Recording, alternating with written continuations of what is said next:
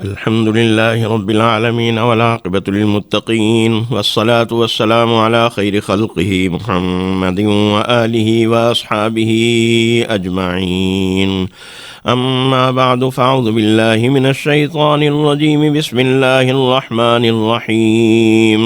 وأنه كان رجال من الإنس يعوذون برجال من الجن فزادوهم رهقا وأنهم ظنوا كما ظننتم أن لن يبعث الله أحدا وأنا لمسنا السماء فوجدناها ملئت حرسا شديدا وشهبا وأنا كنا نقعد منها مقاعد للسمع فمن يستمع الآن يجد له شهابا رصدا وأنا لا ندري أشر أريد بمن في الأرض أم أراد بهم ربهم رشدا وأنا منا الصالحون ومنا دون ذلك كنا طرائق قددا. صدق اللہ العظیم. ان آیات کریمہ کا ترجمہ سماعت فرمائیے. اور بات یہ ہے کہ کچھ انسانوں نے جنات سے پناہ طلب کرنا شروع کر دی تھی. اس کے نتیجے میں جنات کی سرکشی اور بڑھ گئی اور انہوں نے بھی یہی گمان کر لیا تھا جیسا کہ تمہارا گمان ہے کہ اللہ اب کسی کو مبعوث نہیں کرے گا. اور ہم نے آسمانوں کو ٹٹولا تو اس کی سخت پہرے داروں کے حصار میں پایا اور سخت شعلوں سے بھرپور پایا. پہلے ہم آسمان کی خبریں سننے کے لیے کوئی جگہ بنا لیتے تھے، مگر اب چپکے کان لگا کر سننے کی کوئی کوشش کرتا ہے تو وہ ایک شعلہ اپنے تعاقب میں لگا ہوا پاتا ہے. اور یہ ہم نہیں جانتے کہ زمین والوں کے ساتھ کوئی برے معاملے کا ارادہ کیا گیا ہے یا ان کے رب کا ارادہ ان کے ساتھ کسی بھلائی کا ہے. اور یہ بات بھی ہے کہ ہم میں سے بعض تو صالح اور نیک ہیں اور بعض اس کے الٹ بھی ہیں. ہم مختلف طریقوں سے ہٹے ہوئے ہیں.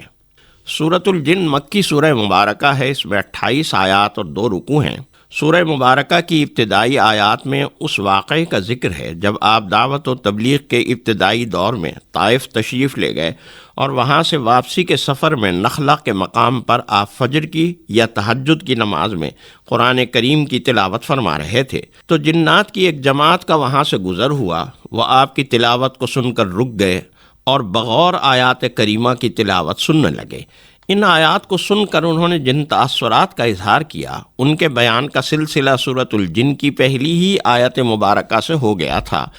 آج کی تلاوت کردہ آیات مبارکہ میں تاثرات کے اسی سلسلہ بیان کو آگے بڑھایا جا رہا ہے.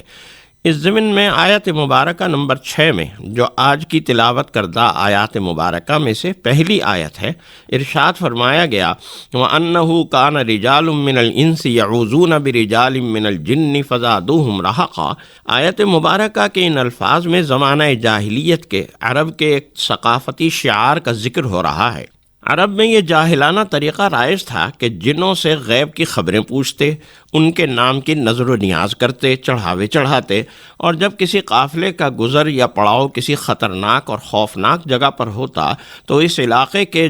جنوں کے سردار کی پناہ مانگتے تاکہ وہ اپنے ماتحت جنوں سے نہ صرف ہمیں محفوظ رکھے بلکہ ان کے ذریعے سے اور ان کی پناہ کی برکت، یعنی یہ برکت ان کا عقیدہ تھا، اس سے دوسری آفتوں اور بلاؤں سے بھی ہم محفوظ رہیں، جنگلی جانوروں سے بھی محفوظ رہیں. ان باتوں سے جنات کی جماعت اور زیادہ غرور و تکبر اور سرکشی کا شکار ہو گئی تھی کہ انسان جسے اللہ نے مسجود ملائکہ بنایا تھا، جس کو سجدہ نہ کرنے کی سزا میں ابلیس جو جنات میں سے تھا قیامت تک لعنت کا مستحق قرار دیا گیا تھا، وہ انسان جب عقیدہ و ایمان میں اس قدر کمزور ہو جائے گا کہ اللہ کی حفاظت اور پناہ طلب کرنے کے بجائے اور اس پر بھروسہ کرنے کے بجائے وہ جنات سے پناہ مانگنے لگے گا، ان کے حفاظتی حصار پر بھروسہ کرنے لگے گا، تو نتیجتاً جنات جو آگ سے بنی ہوئی مخلوق ہیں اور زیادہ مشتعل اور مغرور ہو گئے. اور اسی کو لفظ رہقہ سے قرآن کریم نے تعبیر کیا.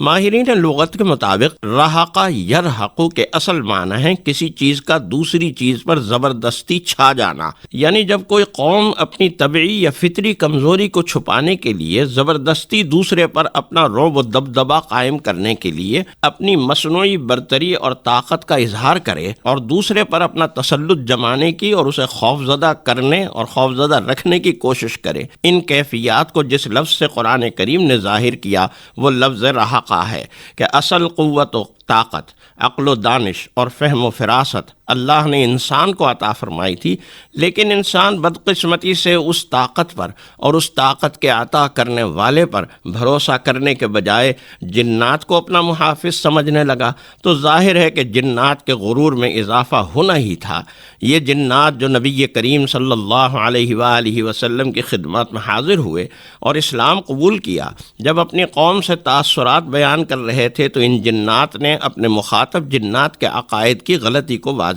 کیا۔ آیت مبارکہ نمبر 7 میں ارشاد ہوا وَأَنَّهُمْ ظَنُّوا كَمَا ظَنَنْتُمْ أَن لَّن يَبْعَثَ اللَّهُ أَحَدًا، یعنی تمہارا گمان یہ تھا کہ اب اللہ کوئی نبی مبعوث نہیں کرے گا، یا تمہارا گمان یہ تھا کہ اللہ روز قیامت کسی کو دوبارہ زندہ نہیں کرے گا۔ تمہارے یہ دونوں نظریے بالکل غلط ہیں۔ ایک عملاً غلط ثابت ہو چکا ہے اور دوسرا بھی جلد یا بدیر جلد ہی ثابت ہو جائے گا۔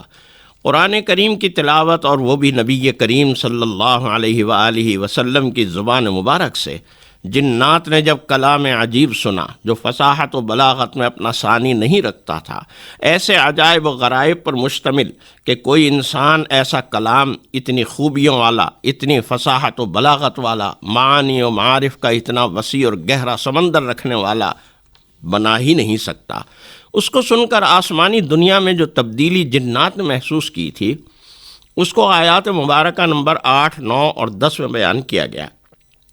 آیت مبارکہ نمبر 8 میں آسمانی دنیا میں حفاظتی حصار، یا یوں کہیے کہ سخت سیکورٹی سسٹم کو محسوس کیا گیا کہ جب ہم نے آسمانی دنیا پر غور کیا تو فوجدناها ملیت حرسا شدیدا، آسمان کو سخت پہرے داروں کے حصار میں اور سخت شعلوں سے بھرپور پایا۔ ہم اس سخت حفاظتی حصار کو دیکھ کر حیران ہوئے کہ اس سے پہلے تو ہم آسمان میں اس مقام پر گھات لگا کر بیٹھ جایا کرتے تھے جہاں اللہ کی جانب سے فرشتوں کو احکام جاری کیے جا رہے ہوتے تھے، اور وہ خبریں ہم اپنے نمائندوں کو دے دیتے تھے جو تھے تو انسان لیکن ہماری پناہ میں تھے، اور وہ پیشین گوئیاں کر کے لوگوں کی نظروں میں اپنی عقیدت پیدا کرتے۔ لیکن اب صورتحال مختلف تھی کہ اب اگر ہم آسمان سے کوئی خبر حاصل کرنے کے لیے بیٹھتے تو ایک شعلہ سا ہمارے اوپر لپکتا۔ آسمانی دنیا کی اس کیفیت کو دیکھ کر ہمارے لیے یہ طے کرنا مشکل ہی نہیں، ناممکن تھا کہ زمینی دنیا کے متعلق اللہ تعالیٰ نے رشد و ہدایت کا کوئی فیصلہ کر لیا ہے، یا دنیا کو ختم کرنے کا کوئی منصوبہ بنایا جا رہا ہے جسے سختی سے راز میں رکھا جا رہا ہے۔ اسی سے جنات کی طاقت اور ان کے علم کی قوت کا اندازہ ہو گیا کہ جو لوگ ان کے علم اور ان کی طاقت پر بھروسہ کرتے ہیں، سن لیں کہ آگ کا ایک معمولی شعلہ ان طاقت اور قوت والے جنات کو جو ہے زیر کر دیتا ہے، اور یہ بھی واضح کر رہا ہے کہ ان کے اندر علم و دانش کی بھی قوت نہیں ہے کہ جس سے یہ شعلہ اس شعلے پر اس غالب آ سکیں۔ انسانی تخیلات پر ان کے غالب آنے کا سبب انسان کے ایمان کی کمزوری ہے اور اس کے سوا کچھ نہیں۔ قرآن کریم کی تلاوت کو سن کر اور اس کے استدلال اور علمی قوت کو دیکھ کر ان لوگوں کو اپنی قوت و طاقت کا صحیح اندازہ ہوا جسے ان لوگوں نے بیان کیا، اور قرآن کریم میں آئندہ آیات میں اسے مزید نقل کیا گیا جس پر کل گفتگو ہوگی انشاءاللہ تعالی۔ وآخر دعوانا ان الحمد للہ رب العالمین۔